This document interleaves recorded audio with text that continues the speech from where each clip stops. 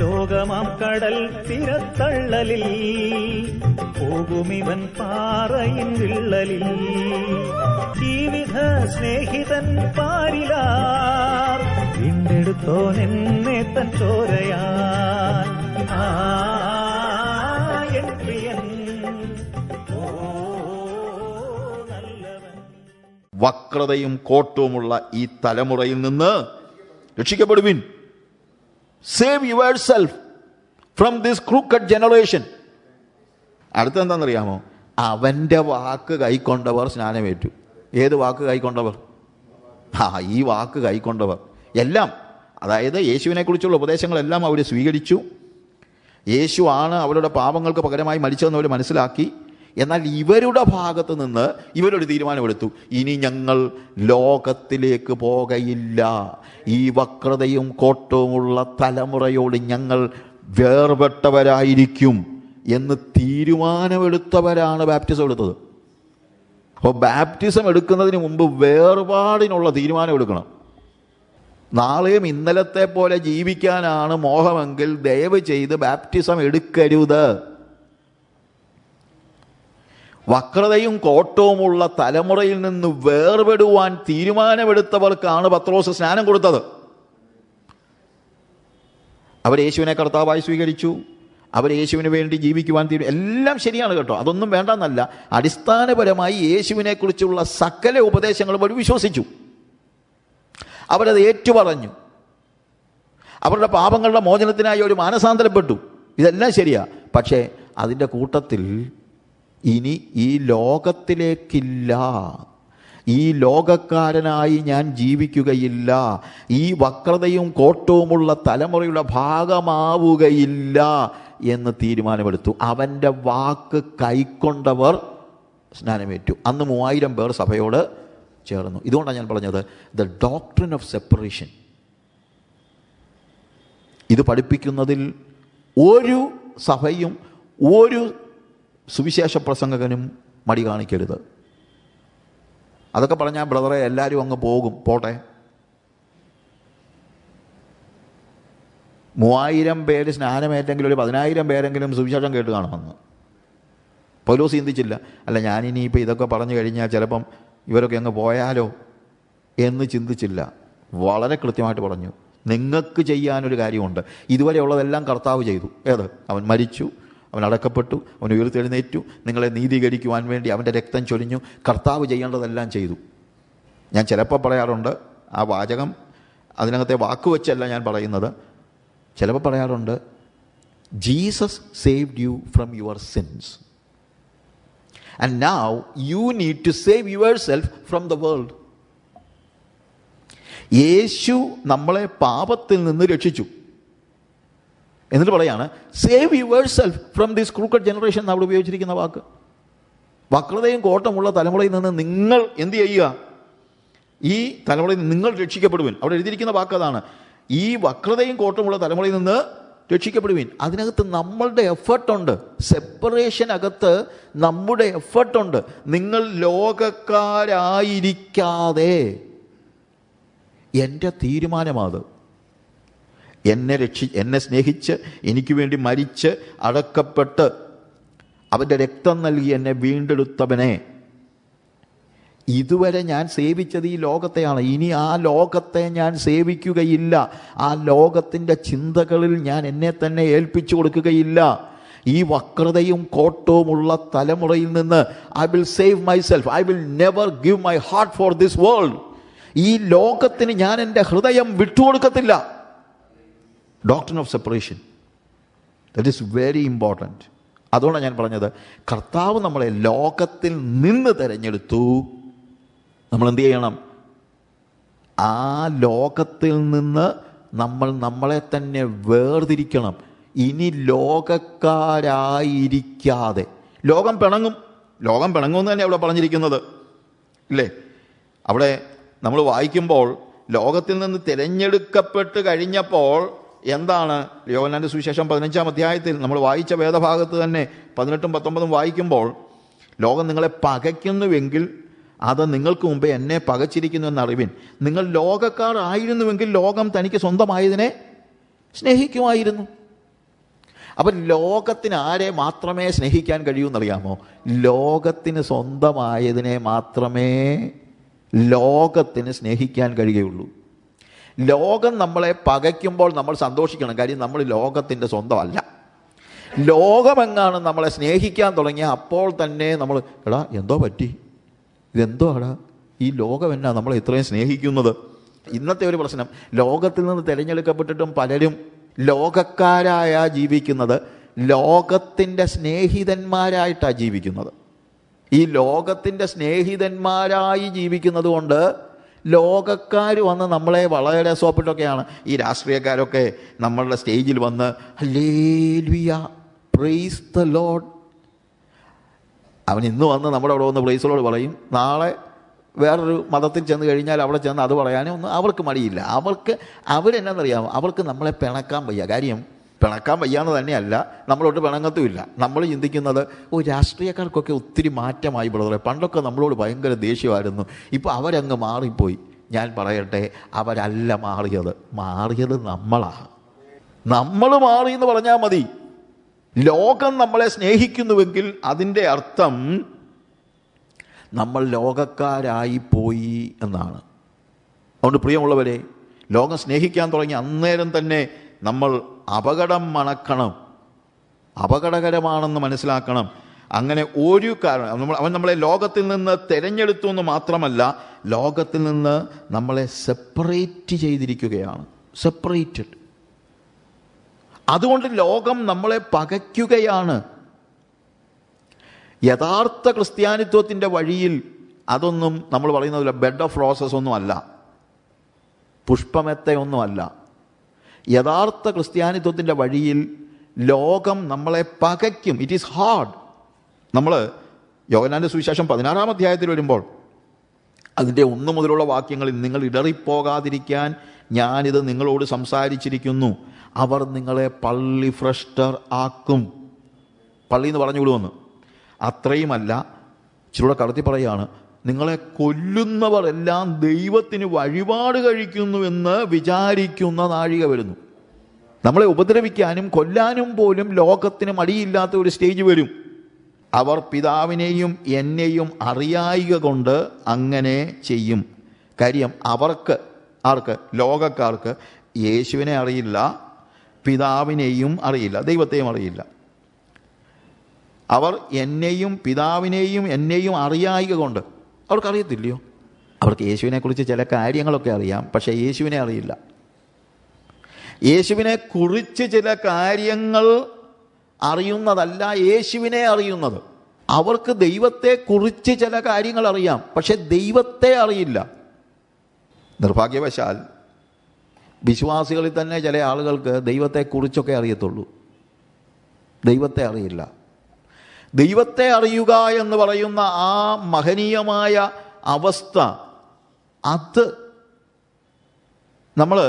അതൊരു പേഴ്സണൽ റിലേഷനാണ്. It is a relationship. അവർക്ക് യേശുവുമായിട്ട് റിലേഷൻഷിപ്പില്ല, ബന്ധമില്ല. അറിവുണ്ട്, ബന്ധമില്ല. നമുക്ക് വേണ്ടത് കുറച്ച് നോളജല്ല, പ്രത്യുത റിലേഷനാണ്. ക്രിസ്ത്യാനിത്വം എന്ന് പറയുന്നത് റിലേഷനാണ്. അവർക്കെന്താ യേശുവിനെ കുറിച്ച് അറിയാമോ? നമ്മുടെ ചുറ്റുപാടുള്ള ആളുകൾക്കൊക്കെ എന്താ യേശുവിനെ കുറിച്ച് അറിയത്തില്ലേ? എന്തെല്ലാം കാര്യങ്ങൾ അവർക്കറിയാം, ഇല്ലേ? പക്ഷേ അവർക്ക് യേശുവുമായിട്ട് റിലേഷൻ ഇല്ല എന്നുള്ളതാണ് പ്രശ്നം. നമുക്കുള്ളത് റിലേഷനാണ്. ഒരുപക്ഷെ നമ്മൾ ജോസിഫസിൻ്റെ പുസ്തകങ്ങളൊന്നും വായിച്ച് കാണത്തില്ലായിരിക്കും, കുഴപ്പമില്ല.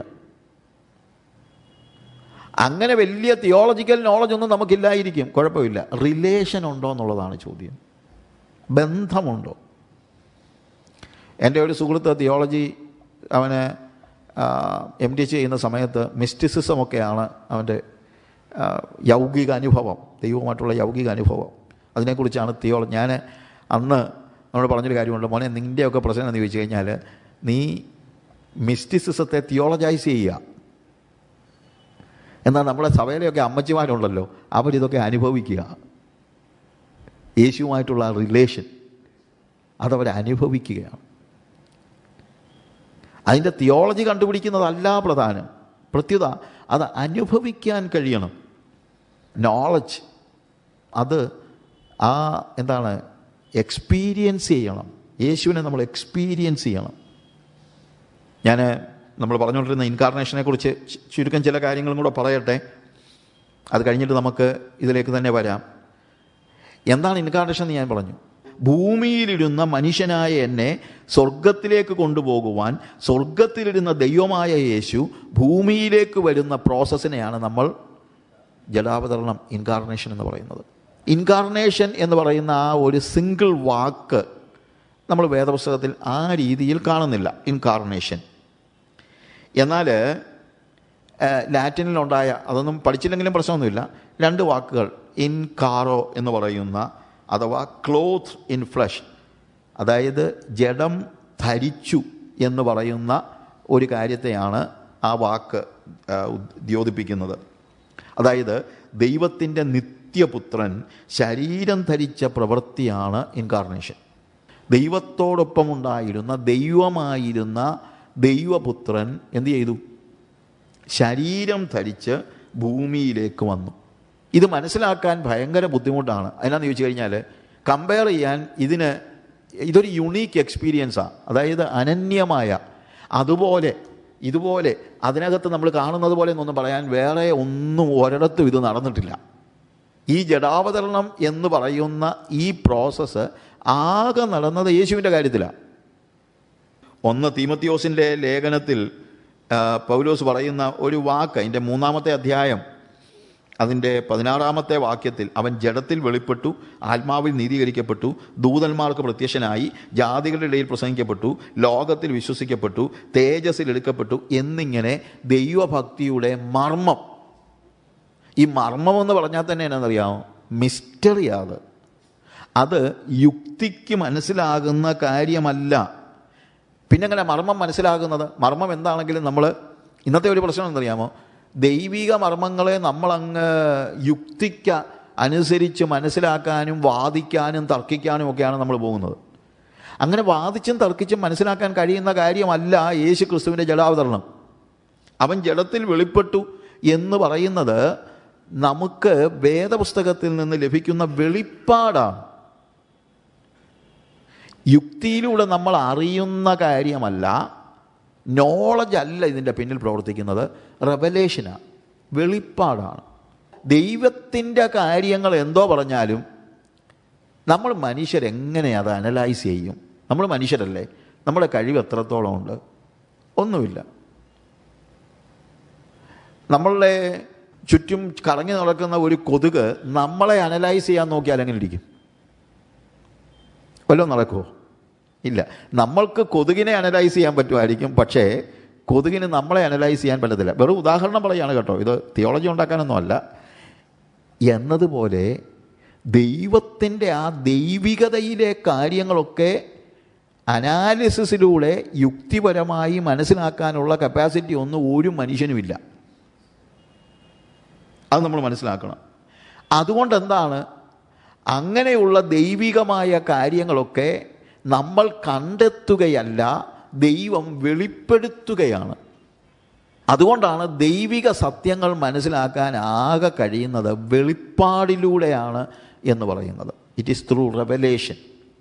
നമ്മൾ മത്തായിയുടെ സുവിശേഷം അതിൻ്റെ 11-ാം അധ്യായത്തിൽ കർത്താവ് തന്നെ പറയുന്ന ഒരു കാര്യമുണ്ട്. 25-ാമത്തെ വാക്യത്തിൽ അവിടെ കർത്താവ് പറയാണ്, ആ സമയത്ത് തന്നെ യേശു പറഞ്ഞത്, പിതാവേ, സ്വർഗത്തിനും ഭൂമിക്കും കർത്താവായുള്ളോവേ, നീ ഇത് ജ്ഞാനികൾക്കും വിവേകികൾക്കും മറച്ച് ശിശുക്കൾക്ക് വെളിപ്പെടുത്തിയത് കൊണ്ട് ഞാൻ നിന്നെ വാഴ്ത്തുന്നു. എന്താ അർത്ഥം? ഇത് വെളിപ്പാടിലൂടെ മാത്രമേ നമുക്കറിയാൻ പറ്റുള്ളൂ. ജ്ഞാനികൾക്കും വിവേകികൾക്കും മറച്ച്. എത്ര ജ്ഞാനിയായ ഒരു വ്യക്തിക്കും യേശു ക്രിസ്തുവിൻ്റെ ഇൻകാർണേഷൻ അനലൈസ് ചെയ്യാൻ കഴിയത്തില്ല. കാര്യം, അനാലിസിസിന് നമുക്കൊരു പാരലൽ ഒരു കാര്യം ഉണ്ടെങ്കിലല്ല കമ്പയർ ചെയ്യാൻ പറ്റുള്ളൂ. ഇവിടെ കമ്പാരിസൺ ഒന്നും പറ്റില്ല. ഇതാകെ പറ്റുന്ന എന്താണെന്നറിയാമോ? വെളിപ്പെടുത്തുക. വേദപുസ്തകത്തിൽ ദൈവിക സത്യങ്ങളെല്ലാം വെളിപ്പാടാണ്, അല്ലാതെ നോളജ് അല്ല. നോളജ് കണ്ടെത്തുകയാണ്. ഇപ്പം പത്രോസിനോട് കർത്താവ് പറഞ്ഞൊരു കാര്യം, കർത്താവ് ചോദിച്ചു, എന്നെ ആൾക്കാരൊക്കെ എങ്ങനെ പറയുന്നു? അവർ പറഞ്ഞു, ആൾക്കാർ ഇങ്ങനെയൊക്കെയാണ് പറയുന്നത്. നിങ്ങൾ എന്നെക്കുറിച്ച് ആളെന്ന് പറയുന്നു. പത്രോസ് പറഞ്ഞു, നീ ജീവനുള്ള ദൈവത്തിൻ്റെ പുത്രനായ ക്രിസ്തു. ഉടനെ കർത്താവ് എന്താ പറഞ്ഞത്? ഓ, എന്താണേലും നീ ബുദ്ധിമാനാ കേട്ടോ. നീ ഒറ്റയടിക്ക് പറഞ്ഞു കളഞ്ഞല്ല മക്കളെ, ഞാൻ ദൈവത്തിൻ്റെ പുത്രനായ ക്രിസ്തു ആണെന്ന് എന്നാണ് പറഞ്ഞത്. അല്ല, ശിമോനോട് കർത്താവ് പറയണം, ശിമോനെ, ജഡരക്തങ്ങളല്ല നിനക്കിത് മനസ്സിലാക്കി തന്നത്. എന്ന് വെച്ച് കഴിഞ്ഞാൽ നിൻ്റെ ബുദ്ധി കൊണ്ട് നീ കണ്ടെത്തിയ ഒരു കാര്യമല്ല ഇത്. ബുദ്ധി കൊണ്ട് നിനക്കെന്നല്ല ലോകത്തിലെ ഒരു മനുഷ്യനും ഇത് കണ്ടെത്താൻ കഴിയത്തില്ല. പിന്നെ സ്വർഗസ്ഥനായ എൻ്റെ പിതാവ് ആണ് നിനക്കിത് വെളിപ്പെടുത്തിയത്. അതുകൊണ്ട് ദൈവിക സത്യങ്ങൾ നമ്മൾ മനസ്സിലാക്കുന്നത് വെളിപ്പാടിലൂടെയാണ്, അല്ലാതെ നോളജിലൂടെ അല്ല. ഇത് അടിസ്ഥാനപരമായി നമ്മൾ മനസ്സിലാക്കണം. അപ്പോൾ യേശു കർത്താവ്, ഈ ദൈവത്തോട് കൂടെ ഉണ്ടായിരുന്ന ദൈവമായ യേശു ഭൂമിയിലേക്ക് ശരീരം ധരിച്ചു വന്ന, അതാണ് ഇൻകാർണേഷൻ. ആ പ്രോസസ്സ് നമുക്ക് ബുദ്ധിപരമായി മനസ്സിലാക്കാൻ കഴിയുന്ന ഒരു കാര്യമല്ല. അത് ദൈവം മനുഷ്യനാകുന്നതിന് ദൈവം തിരഞ്ഞെടുത്ത മാർഗമാണ്. Incarnation of the son of God is the fact of God becoming man. ദൈവം മനുഷ്യനാകുന്ന ആ ഒരു കാര്യം, അതിന് ദൈവം തിരഞ്ഞെടുത്ത മാർഗമാണ് ശരിക്കും പറഞ്ഞു കഴിഞ്ഞാൽ ഇൻകാർണേഷൻ. എന്നാൽ അതിൻ്റെ മെത്തേഡ് എന്ന് പറയുന്നത് ശരിക്കും ഒരു കന്യകയുടെ ഉദരത്തിൽ ജനിക്കുക എന്നുള്ളതാണ്.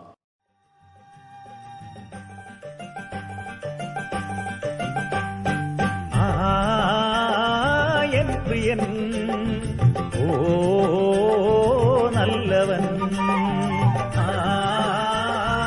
എൻ പ്രിയൻ ഓ നല്ലവൻ, ജീവിത സ്നേഹിതൻ പാരിലാർ, ജീവിത സ്നേഹിതൻ പാരിലാർ, വീണ്ടെടുത്തോൻ എന്നെ തൻ ചോരയാൽ, വീണ്ടെടുത്തോൻ എന്നെ തൻ ചോരയാൽ,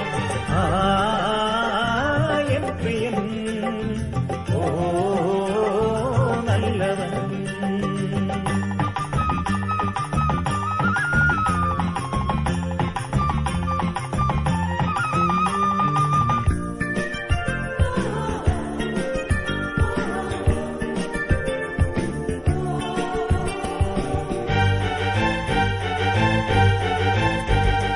ലോകമാം കടൽ തിരത്തള്ളലിൽ പോകുമിവൻ പാറയിൻ വിള്ളലിൽ, ലോകമാം കടൽ തിരത്തള്ളലിൽ പോകുമിവൻ പാറയിൻ വിള്ളലിൽ, ജീവിത സ്നേഹിതൻ പാരിലാർ, ജീവിത സ്നേഹിതൻ പാരിലാർ, വീണ്ടെടുത്തോൻ എന്നെ തൻ ചോരയാൽ, വീണ്ടെടുത്തോൻ എന്നെ തൻ ചോരയാൽ,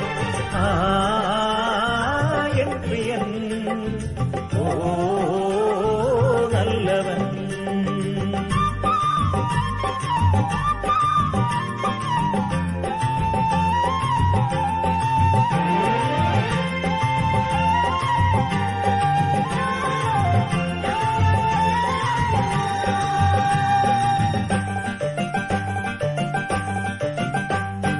കൈവിടുകയില്ലവനല്ലലിൽ, വീഴുകിൽ തൻ ശാശ്വത കൈകളിൽ, കൈവിടുകയില്ലവനല്ലലിൽ, വീഴുകിൽ തൻ ശാശ്വത കൈകളിൽ, ജീവിത സ്നേഹിതൻ പാരിലാർ, ജീവിത സ്നേഹിതൻ പാരിലാർ, വീണ്ടെടുത്തോൻ എന്നെ തൻ ചോരയാൽ,